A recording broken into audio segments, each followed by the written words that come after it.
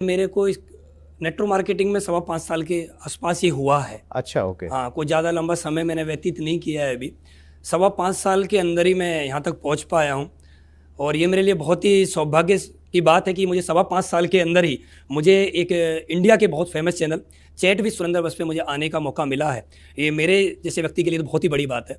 और सर, मैं आपको धन्यवाद देना चाहता हूँ कि जैसा कि मैं जानता हूँ चैट विद सुरेंद्र बस को 3 साल पूरे होने वाले हैं और पहली बार मैंने देखा नेटवर्क मार्केटिंग के अंदर कि पहली बार कोई ऐसी शख्सियत एक निकल के आई जिन्होंने नेटवर्क मार्केटिंग के जितने भी लीडर थे उन सभी को एक मंच पे लेके आए और सभी लोगों ने उस मंच पर आकर अपने अपने एक्सपीरियंस शेयर करे और उन एक्सपीरियंस की वजह से आज हमारे देश के जितने भी नेटवर्कर हैं जो अपना भविष्य नेटवर्क मार्केटिंग में लगा रहे हैं, आज उन सभी की बातों को सुन के, उन सभी के एक्सपीरियंस से आज वो सभी लोग कम समय में बहुत बड़े अचीवमेंट ले पा रहे हैं। तो सर, इसके लिए आपका बहुत बहुत धन्यवाद। Thank you so much. और बढ़ के ज़्यादा करें और ज़्यादा मेहनत करें, अपने ऊपर भी काम करें जिससे कि हम लोगों के लिए काम कर पाएं।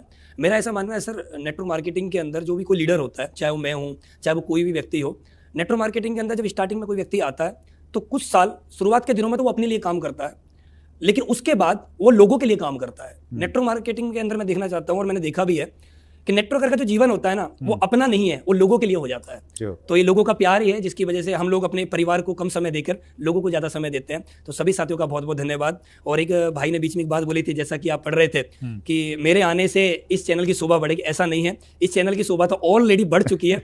मेरे से बहुत बड़े बड़े दिग्गज लोग यहाँ पर आ चुके हैं जिनसे का, तो अब जब फैमिली में ज़्यादातर लोग गवर्नमेंट एम्प्लॉई होते हैं तो उनका भी एक सपना होता है कि हमारा बेटा भी बड़ा होकर इसी काम को करे। तो सर, मेरा शुरू से एक सपना था, जब मैं 10th के अंदर था मेरा भी एक सपना था कि मैं जॉब ना करके मैं कुछ ऐसा बिजनेस करूं जिससे कि मैं एक अलग अपनी पहचान बना सकूं। मैं अपना एक अलग नाम बनाना चाहता था और वो भी मैं अपने दम पे बनाना चाहता था। तो मैं एजुकेशन में बहुत ज़्यादा जीरो हूं, मैं तो यही बोलूँगा। मैं सिर्फ 10+2 हूँ। मेरा पढ़ाई लिखाई में बिल्कुल भी मन नहीं लगता था। मैं हमेशा एक ही चीज़ सोचता था कि स्कूल आज ना जाना पड़े, आज बारिश हो जाए ना जाना पड़े। हमारे जो स्कूल होता था उसमें किसी की शादी वगैरह का टेंट लग जाए तो छुट्टी हो जाती थी। और स्कूल में हमने एक चीज़ भी देखी थी, किसी के आसपास में कोई बड़े आदमी की डेथ हो जाए तो वहाँ भी छुट्टी हो जाती थी। तो हमारे लोकल एरिया में ऐसा चलता था। तो मैं कभी स्कूल जाने के बहुत बचता था। मेरा पढ़ाई लिखाई में सर बिल्कुल भी मन नहीं था। मैं कैसे कैसे पास हो गया ये ऊपर वाला ही जानता है और मैं जानता हूँ, बस हो गया बस। तो 10+2 के बाद मेरे पापा ने मुझसे बोला कि भाई तू ग्रेजुएशन कर ले, तो ग्रेजुएशन कर लेगा तो फिर तेरी शादी हो जाएगी। तो ग्रेजुएशन करने के लिए जब जो पढ़ाई लिखाई में तंग होता है तो उसके लिए ग्रेजुएशन करना, ये समझ लो कि बस सबसे आसान बीए रहता है। बीए सबसे आसान है। तो मैंने बीए में एडमिशन लिया और एडमिशन लेने के सर 6 महीने बाद मेरी शादी हो गई। अच्छा, क्या बात है। और जब मेरी शादी हो गई तो जिस दिन मेरी शादी हुई उसके अगले दिन से मैंने कॉलेज जाना बंद कर दिया। अच्छा, क्योंकि ग्रेजुएशन करने का मेरा टारगेट था शादी करना। ओके। अब जब शादी हो गई तो फिर कॉलेज जाएं क्यों? कॉलेज जाना टारगेट खत्म हो गया। फिर मैंने उसके बाद कॉलेज जाना बंद कर दिया। मेरे पापा ने मुझसे कई बार बोला कि मैं तेरी गवर्नमेंट जॉब लगवा देता हूँ, थोड़ी तैयारी कर ले। मेरा मन नहीं लगता था पढ़ाई लिखाई में। तो मेरे पापा ने धीरे धीरे मुझसे बोला अभी कुछ तो कर, कुछ कर जिससे कि तू अपने पैरों पे खड़ा हो सके, कुछ कर। तो फिर मैंने ग्रेटर नोएडा के अंदर ही जॉब करना स्टार्ट किया। मैंने एयरटेल में जॉब करी, इंश्योरेंस मैंने सेल किया। मैं शुरू से सेल्स में हूँ सर। अच्छा, ओके। तो मैंने प्रीपेड पोस्टपेड कनेक्शन भी सेल करे, ब्रॉडबैंड कनेक्शन सेल करे, एयरटेल के इंश्योरेंस भी सेल किया। उसी बीच में मुझे कंपनी का प्लान देखने का मौका मिला था, जिससे इस कंपनी से पहले मैं उस कंपनी में था। तो मैंने उस प्लान को देखा, समझा, मैंने काम करने का डिसीजन लिया।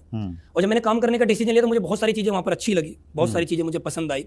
मुझे नेटवर्क मार्केटिंग में सबसे अच्छा लगा उस कंपनी में कि यहाँ पर युवाओं के लिए एक स्कोप है, हम जैसे लोग कर सकते हैं। तो उसके बाद मैंने वहाँ पर काम किया, लेकिन कुछ कमियों की वजह से मैं वहाँ पर लंबे समय तक काम नहीं कर पाया। कुछ कमी मेरी रही या कंपनी की रही, मैं काम नहीं कर पाया। लेकिन 2016 सितंबर में फिर एक बार मैंने एक नेटवर्क मार्केटिंग कंपनी को चुना। मैंने वहां पर देखा, समझा, प्लान, प्रोडक्ट क्या होते हैं, जो भी एक सिस्टमेटिक काम होता है वो मैंने समझा। समझने के बाद मैंने काम किया और सर 5.25 साल हो गए हैं।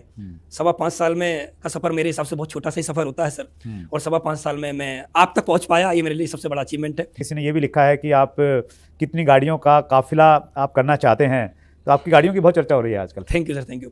मुझे आज भी वो दिन याद है सर, जब मेरी शादी हुई थी तो मुझे शादी में एक बाइक मिली थी। आपने देखा होगा स्टेनर बाइक आती थी, वो पीछे से गद्दी उसके ऊपर होती थी। तो मुझे शादी में वो बाइक मिली थी। और जब मैं इंडिपेंडेंट काम कर रहा था, जब मैं उस कंपनी में चला गया था पहले, तो जब कंपनी में चले जाते हैं तो हमारे जो घर के जो बुजुर्ग लोग होते हैं उनकी एक सोच होती है कि ये कंपनियां बेकार के काम होते हैं, ये बेकार के धंधे होते हैं, ये कोई काम नहीं होते हैं। तो उसी बीच में मेरे और मेरे फादर के मनमुटाव बिजनेस को लेके हो गए। तो उन्होंने मुझसे एक बात बोली थी कि भाई या तो तू अपने दम पे कर, जो तुझे करना है वो कर, हमसे तेरा कोई मतलब नहीं है। तो अब मुझे जुनून सवार था, मैंने कहा ठीक है कोई बात नहीं, मैं अपने दम पे करना चाहता हूँ। तो फिर मैं सर ग्रेटर नोएडा शिफ्ट हो गया अपनी फैमिली को लेके, वाइफ को लेके। मैं ग्रेटर नोएडा शिफ्ट हो गया। हाँ जी, ग्रेटर नोएडा मेरे पेरेंट्स रहते हैं। गांव से मैं 15 किलोमीटर शहर में शिफ्ट हो गया, परी चौक के पास। तो मैंने वहां पर एक रूम लिया, 4000 रुपए का रेंट था उसका। मैंने वहां पर अपनी जर्नी स्टार्ट करी। तो मुझे बाइक मिली थी। तो उस बाइक की सर विश्वास करिए, उस बाइक की मैं सर्विस नहीं करा पाया था, उसका इंजन सीज हो गया था। अच्छा, पैसे नहीं थे? पैसे नहीं थे। उस बाइक के अंदर इतना तेल नहीं होता था कि मैं चला सकूं उसको सही से। जब वो बाइक बंद हो जाती थी, मैं उसको धक्के मारता था, तो जान पहचान का कोई व्यक्ति मिलता था ना, वो मेरे से पूछता था भाई क्या हो गया, तो मैं उनको एक ही बात बोलता था, इंजन में कुछ प्रॉब्लम आ गई है। कभी ये नहीं बोलता था तेल खत्म हो जाए, क्योंकि अपनी इज्जत अपने हाथ होती है। तो एक बार नहीं, बहुत बार ऐसा हुआ। बहुत बार ऐसा हुआ कि हम फ्लाई ओवर ऊपर नीचे ला रहे हैं, बाइक को तो बंद करके लाए। बहुत बार हुआ है कि हमने सुना था कि बाइक को अगर तेल खत्म हो जाए, थोड़ा सा आगे से उठाओगे तो तेल अंदर आ जाएगा, थोड़ा बहुत होगा तो ये सभी सब काम किया है। तो सर वो बाइक जो मुझे मिली थी, वो मेरे ऊपर मैं आपको बताना चाहता हूँ, मेरे ऊपर 10.5 लाख रुपए का कर्ज हो गया था। 5.25 साल पहले, वो भी इंटरेस्ट पे ही था। अच्छा। तो वो इतना कर्ज हो गया था, मैंने अपनी बाइक 19,000 में सेल करनी पड़ी मुझे वो। अच्छा। 19,000 में सेल करके एक व्यक्ति का बहुत ज्यादा तगादा था, मैंने उसको पैसे दे दिए। देने के बाद जब मैंने 5.25 साल पहले जब मैं इस कंपनी में आया था सितंबर 2016 में, तो मुझे वो दिन आज भी याद है। मैं ग्रेटर नोएडा से एक रोडवेज बस पकड़ के मैं द्वारिका गया था। अच्छा। उस कंपनी का प्लान देखने। और जब मैंने प्लान देखा, देखने के बाद मैंने एक डिसीजन लिया कि मैं इस कंपनी में बड़ा काम नहीं करूंगा, मैं नेटवर्क मार्केटिंग में बड़ा काम करूंगा। अच्छा, ओके। मैं सिर्फ इस कंपनी में बड़े लेवल पर नहीं जाऊंगा, मैं नेटवर्क मार्केटिंग इंडस्ट्री में कुछ ऐसा करना चाहता हूं जो लोग आज तक नहीं कर पाए हैं। आज भी मुझसे बहुत सारे लोग बोलते हैं कि सर क्या आपने सपने में कभी एस क्लास देखी थी? सर मैं बताऊं, हम लोग उस मिडिल क्लास से हैं कि हमारे सपने में भूत प्रेत के अलावा कभी कुछ नहीं आता है। ठीक है, हम लोग उस कैटेगरी में आते हैं। भूत प्रेत के अलावा हमारे सपने में कभी एस क्लास कहाँ आएंगी? एल्टो वैगनआर भी आ जाते, बहुत बड़ी बात समझते हैं हम लोग। तो फिर मैंने एक सपना देखा, कुछ एक गाड़ी होनी चाहिए, मेरा थोड़ा सी इनकम बढ़ी, तो मैंने एक हुंडई एक्सेंट गाड़ी ली। हुंडई एक्सेंट गाड़ी लेने के बाद फिर मैंने एक सपना देखा, यार कुछ लग्जरी गाड़ी ली जाए। तो फिर सर मैंने 18 महीने के अंदर कंपनी ज्वाइन करने के सिर्फ 18 महीने के अंदर मैं मर्सिडीज CLA में आ गया था। सिर्फ 18 महीने में, सिर्फ 18 महीने। जब मैं उस आ गया तो फिर मैंने सोचा कि यार थोड़े दिन बाद नवंबर के अंदर करवा चौथ था। तो मेरी वाइफ मुझसे बोलने लगी कि आप मेरे लिए क्या लेके आओगे इस करवा चौथ पे? तो सर मैं आपको बताना चाहता हूँ ये बातों में कि जब मेरे ऊपर कर्ज हो गया था, तो मैंने अपनी वाइफ के जितने भी गहने थे मेरी वाइफ के पास और मेरे पास, सब मैंने बेच दिए थे। अच्छा। कर्ज चुकाने के चक्कर में सब बेच गया था। और मैंने जिस कंपनी को मैंने ज्वाइन किया था ना सर, उस कंपनी को मैंने 5% इंटरेस्ट पे पैसा लेके ज्वाइन किया था। अच्छा, ओके। तो जिसके पास इतना कर्जा होता है उसको कोई देता भी नहीं है। तो मैंने इंटरेस्ट वाले व्यक्ति से लेके उस पैसे से उस कंपनी को ज्वाइन किया। और उसके बाद जब मैंने वाइफ से पूछा बताओ क्या चाहिए, तो उन्होंने बोला कि आपने मुझे गहने वगैरह तो सब दे दिए, कुछ ऐसा दो जो थोड़ा सा अच्छा भी लगे। तो मैं उनको लेके गया हुंडई वर्ना के शोरूम, तो मैंने उनको वर्ना गाड़ी गिफ्ट करी। अच्छा। तीसरी गाड़ी मेरे पास ऐसे आई। चौथी गाड़ी में एक दिन ऐसे ही बैठा हुआ था और मैं सोच रहा था कि यार उज्जैन जाना है, मंदिर जाना है, और हम 4-5 फ्रेंड थे। हम उज्जैन जाएं तो जाएं कैसे? मेरे पास सारी की सारी वही गाड़ियां, सेडान गाड़ी है, तो जाएं कैसे? तो मैं गाड़ी के बारे में गया, फॉर्च्यूनर लेने के लिए गया। मैंने देखा तो मैं थोड़ा सा अपनी चॉइस होती है सर, मुझे समझ में नहीं आई। तो उस समय पे एक गाड़ी लॉन्च हुई MG हेक्टर। अब से 1-1.25 साल पहले की बात है, ज्यादा पुरानी बात नहीं है। तो मैंने MG हेक्टर खरीद ली। MG हेक्टर मैंने वहां से खरीद ली। वो मैंने इसलिए खरीदी, मुझे उज्जैन जाना है मंदिर, और हम 5 लोग थे। उसके थोड़े दिन बाद मैं अपने अपलाइन के साथ गुड़गांव में था और हम ऐसे घूम रहे थे। तो उन्होंने बोला कि आओ अनुज चलो कुछ चलते हैं शोरूम के अंदर। तो मैं वहां पर गया, तो मैंने वहां पर जाके देखी पोर्शा कार। अच्छा। Portia car. और मैंने वहां पर जब पोर्शा कार देखी सर, तो मुझे यह लगा यार नेटवर्क मार्केटिंग में तो है ही नहीं, और है तो 1-2 लोगों के पास है, और ये उनके पास है जो बहुत बड़े बड़े दिग्गज है। तो अगर मैं ले लेता हूं तो कुछ तो अलग अनोखा होगा सर। तो फिर मैंने वहीं खड़े खड़े मैंने उस गाड़ी को बुक कर दिया 5 लाख रुपए देके। क्या बात? वहीं खड़े खड़े भाई 5 लाख रुपए ले मुझे। उसने बोला टेस्ट ड्राइव, मैंने बोला टेस्ट ड्राइव नहीं। क्या कॉस्ट थी उसकी गाड़ी की? 1 करोड़। अच्छा। मैंने बोला ये ले, और इस गाड़ी को मुझे लोन कराना है। फिर मैंने उस गाड़ी को लिया, और उस गाड़ी को मैं थोड़े दिन बाद वो लोन वगैरह हो गया, वो गाड़ी आ गई। उसके थोड़े दिन बाद अब ये गाड़ी लॉन्च हुई थी सर, आपने देखा होगा थार। ये मैंने पिछले 10 दिसंबर को, मतलब आज 1 साल पूरा हो चुका है, पोर्शा को लिए हुए। उसके थोड़े दिन बाद लॉन्च हुई थी थार गाड़ी, ब्लैक कलर बढ़िया लग रही थी। तो मैं शोरूम गया, थार लेके आ गया। उसके थोड़े दिन बाद मैं अपने अपलाइन को मैंने कॉल किया। मैंने उनको बोला कि सर मैं एक ऐसी गाड़ी चाहता हूं कि जिस गाड़ी में अगर मैं बैठूं ना तो लोग देखें। उन्होंने बोला कि तेरे पास पोर्शा तो लोग तो उसको भी देखते हैं। मैंने बोला सर ऐसा नहीं, जो इस इंडिया में कुछ ही लोगों के पास हो, जो इस इंडिया में कुछ ही लोगों के पास हो, चुनिंदा लोगों के पास हो, वो मैं गाड़ी लेना चाहता हूँ। फिर मैंने 2-3 गाड़ियों के नाम बताए, उन्होंने मुझे बताया। फिर हमारा बाद में फाइनल हुआ S क्लास के बारे में। अच्छा। तो मैं S क्लास के शोरूम गया, मैंने वहां पर बात करी। तो उन्होंने बोला 1 साल पहले तो आपने लोन लिया है, कैसे बार बार गाड़ी ले सकते हो आप? तो फिर मैंने बात करी, कराया, डॉक्यूमेंट दिए। उन्होंने मेरे घर पे आके वेरिफिकेशन करी कि इनकी गाड़ी कहाँ खड़ी होती है, खड़ी करने के लिए जगह है नहीं है, घर देखा, सब कुछ देखने के बाद और फिर मेरे पास सर S क्लास भी आ गई।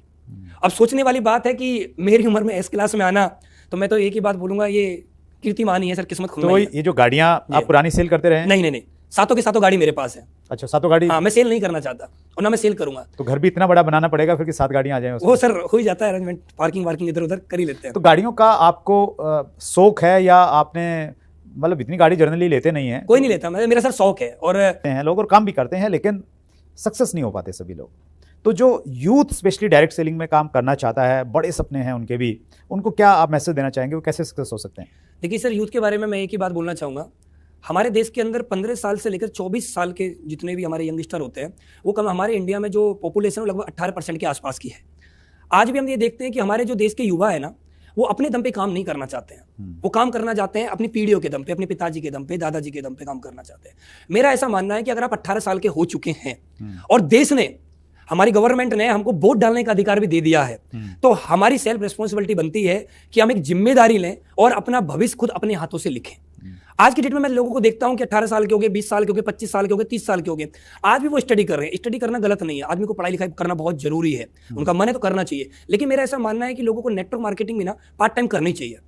हर यंगस्टर को पार्ट टाइम नेटवर्क मार्केटिंग करनी चाहिए और अपने पेरेंट्स से एक बात बोल देनी चाहिए कि पापा आप एक काम करिए, आप जो भी सैलरी ले रहे हैं, जो भी हमारे घर की इनकम है, उस इनकम से आप घर के खर्चे चलाओ। मैं अपनी पढ़ाई के लिए मैं अपना पार्ट टाइम में खुद एक अर्निंग करूंगा और अपनी पूरी पढ़ाई का खर्चा वो अपनी पार्ट टाइम की अर्निंग से निकाले। कहीं से भी अर्निंग करे, नेटवर्क मार्केटिंग किसी भी कंपनी से करे और करके वहां से पार्ट टाइम में अर्निंग करे। उसका सपना डॉक्टर बनने का है, टीचर बनने का, एडवोकेट बनने का, जो भी सपना है उसका, वो चाहे तो उसको सपना नहीं कि नेटवर्क मार्केटिंग बड़े लेवल पर करनी है, नहीं, पार्ट टाइम करके भी वो यहाँ से इनकम लेके भी वो अपने उस सपने को पूरा कर सकता है। और आने वाले समय में अगर उसको लगता है कि नहीं नेटवर्क मार्केटिंग उसको करनी है, तो वो लाइफ टाइम के लिए भी नेटवर्क मार्केटिंग को कर सकता है। लेकिन प्रॉब्लम सर ये आती है कि नेटवर्क मार्केटिंग में युवा लंबे समय तक काम नहीं कर पाता है। क्यों नहीं काम कर पाता है? क्योंकि युवा के अंदर चीज होती है, कमिटेड नहीं होता है। उसका जो मन होता है ना वो बड़ा चंचल होता है। वो थोड़े समय के अंदर उसका मन विचलित होता रहता है, करूं नहीं करूं, करूं नहीं करूं, करूं नहीं करूं, करना चाहता है, थोड़े दिन जोश में रहता है, फिर रुक जाता है। आज मेरी बात को सुनकर कोई यंगस्टर जोश में आएगा और किसी ने नेगेटिव कर दिया, फिर रुक जाएगा। मेरी बात से मोटिवेट हो सकता है, आपकी बात से मोटिवेट हो सकता है, किसी की बात से मोटिवेट हो सकता है, लेकिन घर में पापा ने मना कर दिया तो फिर वहां पर डिमोटिवेट हो जाएगा। और आज मैं एक बात बोलना चाहता हूं सर, आपके सिस्टम के माध्यम से, आपके चैनल के माध्यम से, मैं उन लोगों को बोलना चाहता हूं जो यंगस्टर अपने पेरेंट्स से जाके बात करते हैं कि मैं नेटवर्क मार्केटिंग करना चाहता हूं। और आज की डेट में भी पेरेंट्स हैं जो युवाओं को रोकते हैं कि बेकार के काम है, ये कोई काम थोड़ी होते हैं, जो उनकी सोच है, हमारे समाज की सोच है। अब जमाना बदल चुका है, अब देश बदल चुका है। अगर कोई यंगस्टर अपने पिताजी से जाके ये बोल रहा है ना कि पिताजी मैं आने वाले 3 साल में 5 साल में करोड़पति बनूंगा, और सपना दिखा रहा है अपने पिताजी को, मैक्सिमम फैमिली में यही होता है सर, 99% बोलना चाहूंगा, 99% फैमिलियों में पिताजी अपने बच्चे पे विश्वास नहीं कर पाते हैं। हमारे पिताजी पड़ोसी के बच्चे पे विश्वास कर लेंगे कि तू कामयाब हो जाएगा, हमारे पिताजी हम पे विश्वास नहीं कर सकते कि तू कामयाब होगा। तो जब उनको लगता है कि हमारा बेटा इतनी बड़ी बड़ी बात कर रहा है, तो हमारे घर में बुजुर्ग लोग जो होते हैं वो एक ही बात बोलते हैं कि हमारे बाल ऐसी थोड़ी सफेद हुए, हमने दुनिया देखी है, ऐसे अमीर नहीं बने जाते। लेकिन सर जमाना बदल चुका है, मैंने भी यूट्यूब पे देखा और सर आपने मेरे से ज्यादा देखा है। आज की डेट में 5 साल 10-10 साल के बच्चे यूट्यूब के माध्यम से लाखों रुपए कमा रहे हैं, छोटे छोटे बच्चे। जमाना बदल चुका है और हमारे देश में जितने भी युवा हैं या युवाओं के फैमिली मेंबर, उनको भी सोचना पड़ेगा। नेटवर्क मार्केटिंग बहुत बढ़िया कॉन्सेप्ट है, ये जीवन बदलने वाला है। मेरे हिसाब से कभी भी किसी को डिमोटिवेट नहीं होना चाहिए, लगातार काम करना चाहिए। और मैं एक ही बात बोलना चाहूंगा, यहाँ काम नहीं करोगे, कहीं ना कहीं तो काम करना ही पड़ेगा। कहीं काम करोगे तो 20,000 30,000 की सैलरी मिलेगी, और 20,000 की 30,000 की सैलरी में कभी लग्जरी गाड़ी नहीं आती है, कभी भी पेंट हाउस विला कभी नहीं आते हैं। ये हर व्यक्ति जानता है जो 20-30 हज़ार रुपये महीना कमा रहा है। और हमारे देश में युवाओं के लिए इतनी भी नौकरी नहीं है जितना युवा समझ रहे हैं। 130 करोड़ की जनसंख्या है, उसमें जितने भी बेरोजगार हैं, चाहे सरकार सर कोई भी आ जाए, सब लोगों को रोजगार नहीं दे सकती। हमारा देश बदल रहा है, लोगों को अपने हिसाब से चलना पड़ेगा और नेटवर्क मार्केटिंग को आज नहीं तो कल चुनना ही पड़ेगा, या चाहे मर्जी से चाहे मजबूरी से करना तो पड़ेगा। मान लिया